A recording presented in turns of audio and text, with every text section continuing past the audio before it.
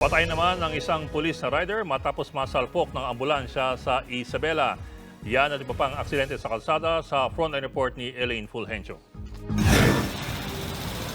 Nagkawasak-wasak ang motorsiklong ito matapos makabanggaan ng isang ambulansya sa Ilagan City, Isabela.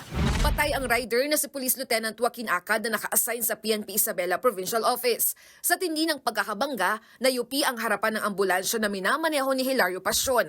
Sa investigasyon, paliko ang ambulansya sa kurbadang bahagi ng kalsada nang bigla itong lumihis ng linya at nabangga nito ang kasalubong na motorsiklo.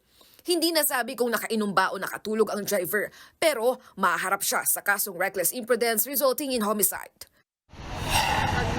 Sa General Santos City, wasak ang harapan ng SUV na ito matapos salpukin ng armored van sa National Highway sa Tumbler, Banwalan kahapon.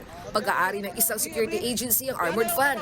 Sa pagsisiyasat ng pulisya, pumreno ang armored car sa pababang bahagi ng kalsada. Pero nawalan daw ng kontrol ang driver at lumihis sa kabilang linya at sumalpok sa SUV. Nag-brake siya, siguro mabilis yung takbo niya. Kaya na-lose control siya, nag-incoach yung sasakyan niya sa kabila at doon may kasalungat siya na Fortuner.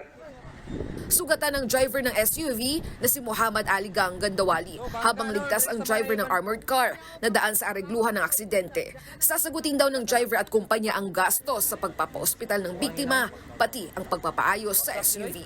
Nagbabalita mula sa Frontline, Elaine Fulgencio, News 5.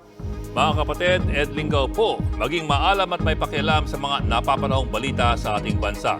Para sa mas malalimang pagtalakay at paghimay sa mga issue at headlines, tumutok lamang at pag-subscribe sa social media pages ng News 5.